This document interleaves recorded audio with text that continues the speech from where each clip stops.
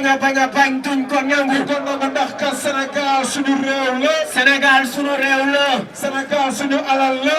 mana li ñëpp bokk moom yow it. askan dafay bañ. askan dafay xeex. askan dafay xeex ak yelleefam. grand Jojo. jëf mooy nattukaayu dëgg. doomu réew mooy tabax réew. doxandeem du tabax réew. doxandeem du tabax réew. doxandeem day ñëw.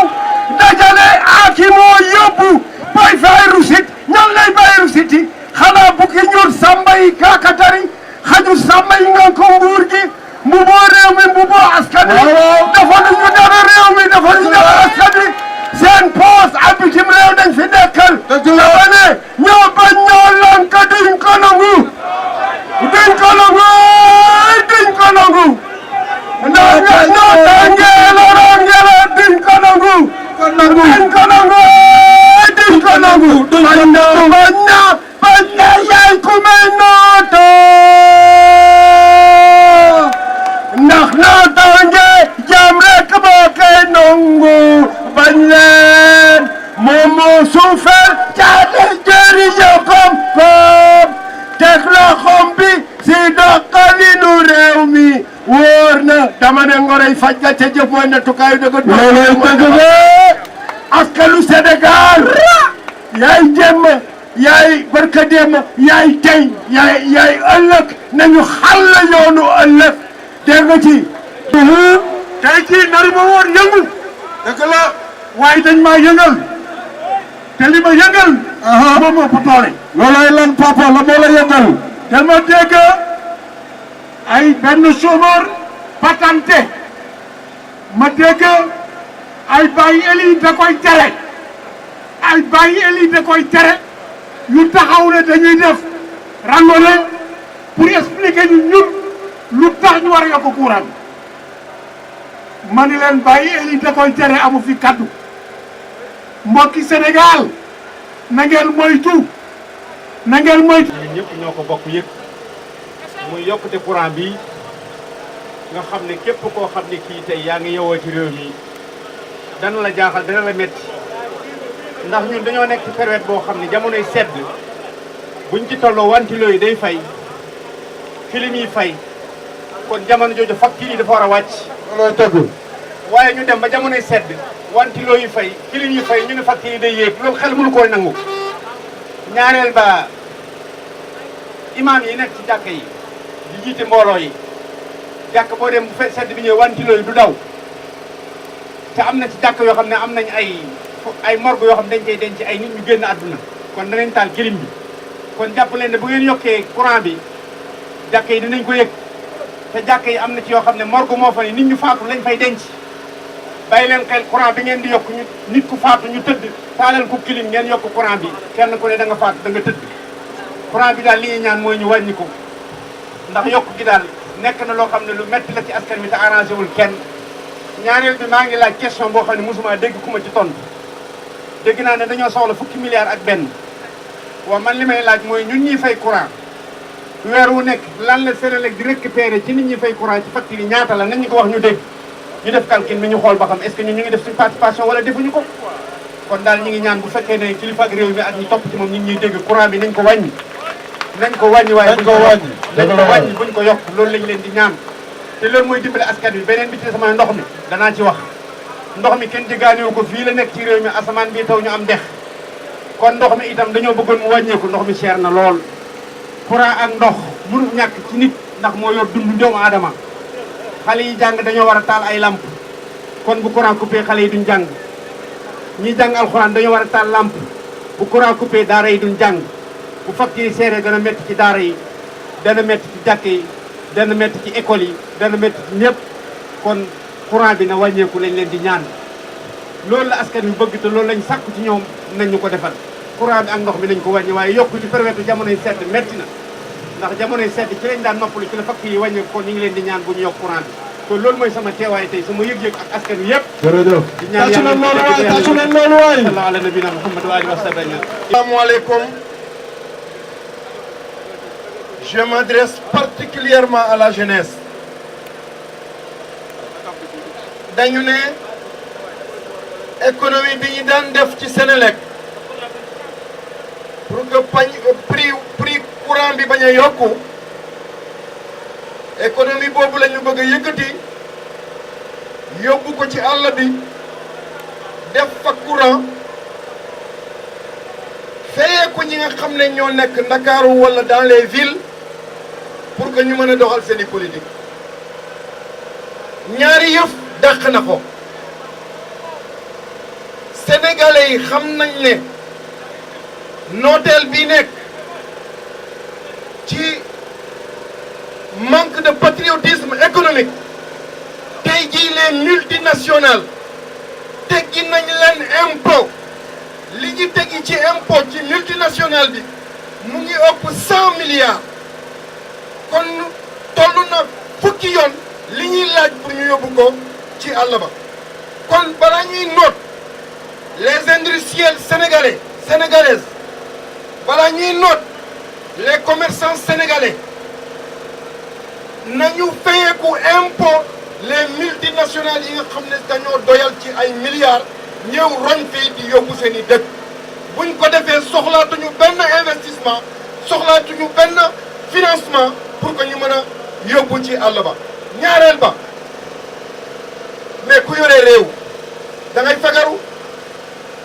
fii lañ ñu diggee ne dañuy développer courant l'énergie propre tey jii ku yor politique cohérente les fondamentaux de l'économie dans l'énergie laaj na ñun ñi nga xam ne ñoo yàlla loolu la ñu may ñu exploité ko bu yàggul la ñu gis ne am nañu pétrole am nañu gaz am nañu lépp gis nga bu ñuy xaar lépp ci pétrole ak gaz pour dugal ko lépp ci courant dinañu mel ni Nigéria dinañu mel ni Gabon ñoo ñu njëkk a am pétrole ak gaz mais dañ ko dugal ci lakk ko mu ba léegi dootuñu sentir le pétrole et le gaz mais jant baa ngi nii leer nañ ñun am nañu li yeneen réew yi dugal yi nga.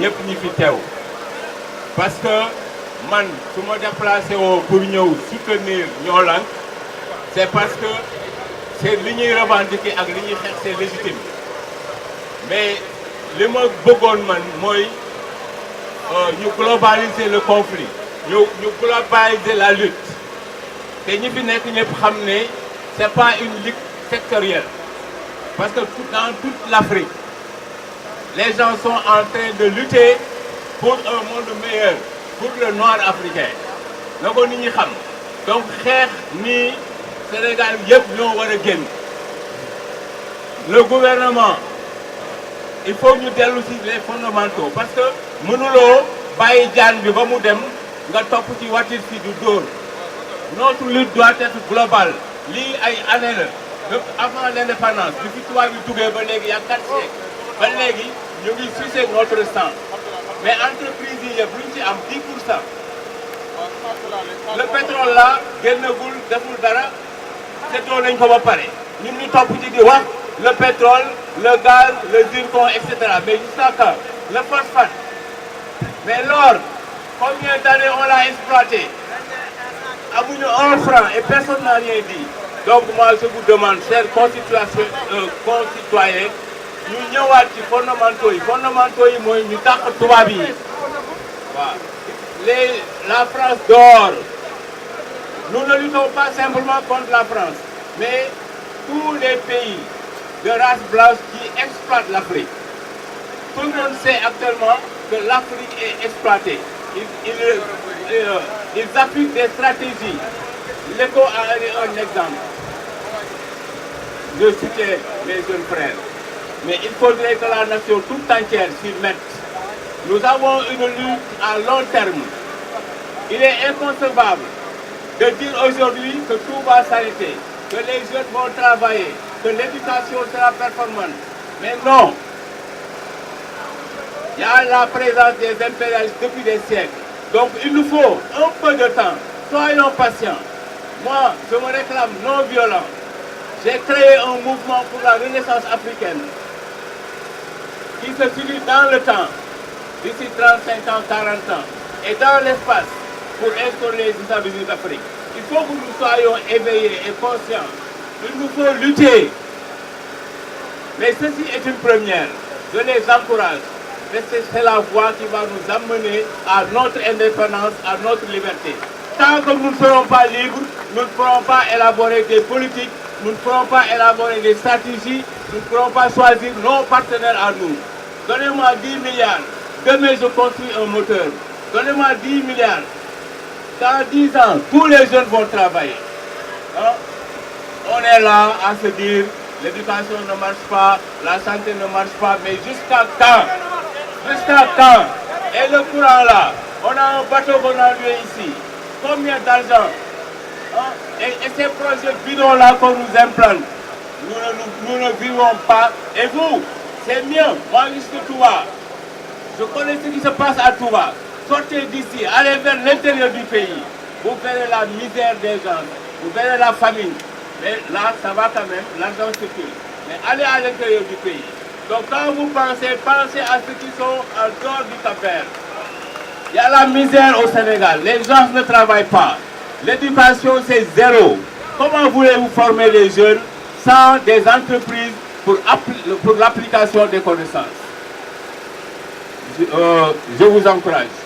Mais je veux que la population sache que notre lutte là, ce n'est pas une lutte à court terme, mais une lutte à long terme.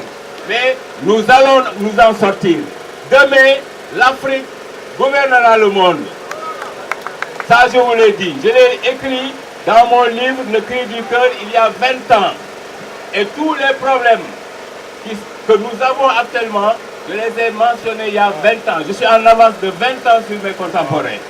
Donc, luttons, mes chers amis, mais de manière réfléchie. Je vous remercie et je vous encourage.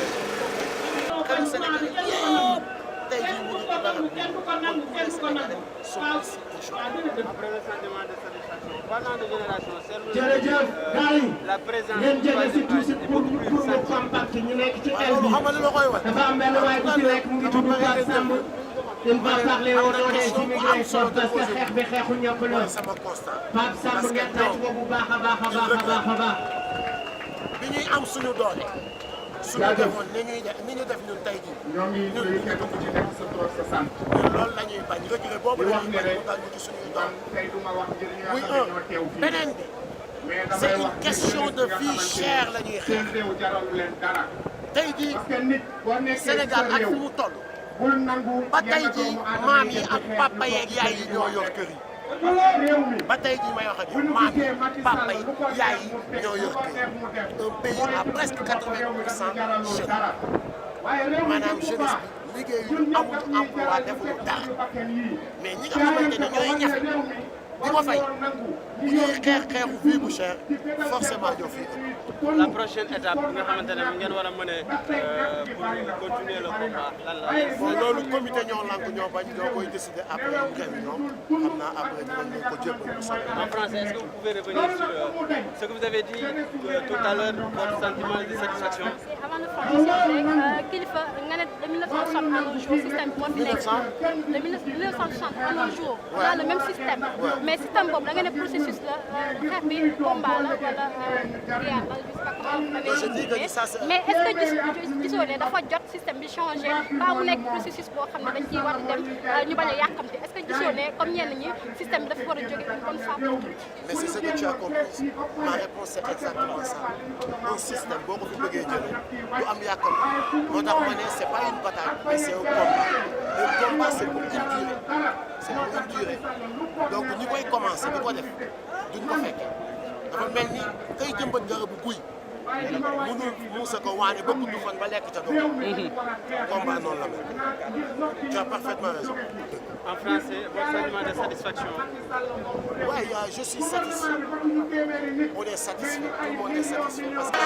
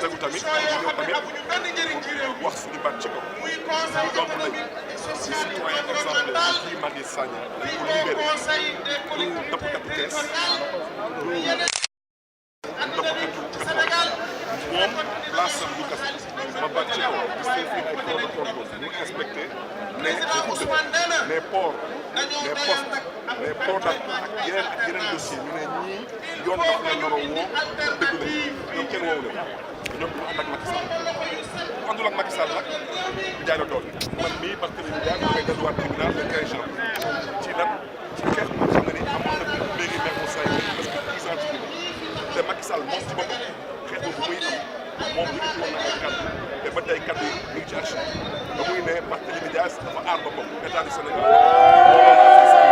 donc yooyu yëpp foofu la bu wax ne que mënuñu dëkk ci dëkk juddoo fa yaroo fa am ay ndombal tànk parce que àndoo ak nguur gi rek ñoo bëgg a noonu bëgg na dëkkaloo ko moo tax ñu ci la